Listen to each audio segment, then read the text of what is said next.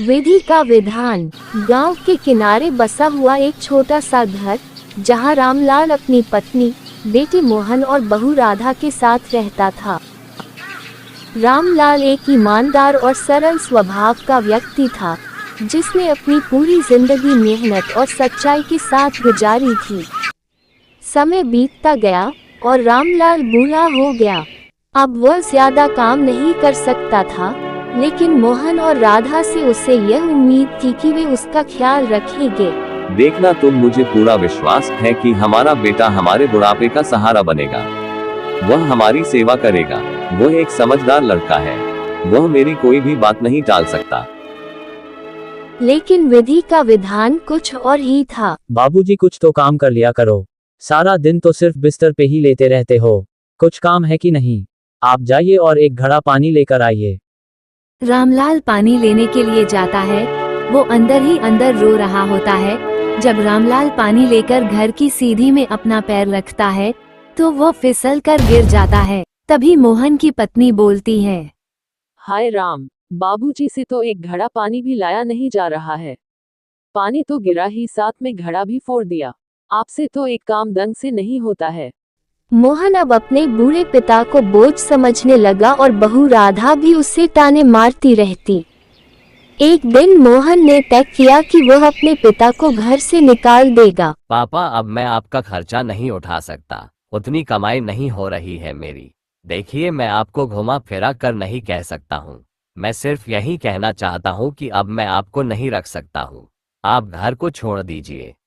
रामलाल के दिल पर यह बात तीर की तरह चुभी, लेकिन उसने कुछ नहीं कहा।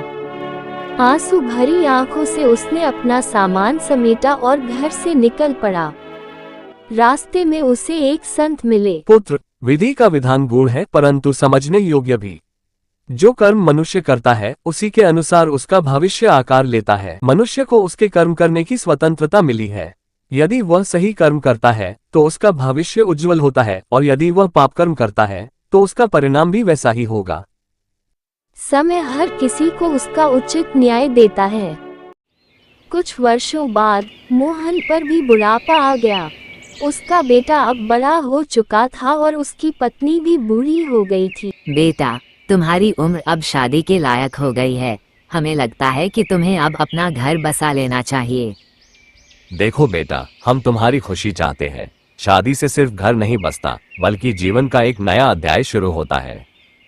मोहन का बेटा अपने माता पिता को घर में नहीं रखना चाहता था। आखिर में वो दिन आ ही गया। धीरे धीरे परिस्थितियां बदली और वही मोहन जो कभी अपने पिता को घर से निकाल चुका था, अब अपने बेटे की बेरुखी का शिकार हो गया।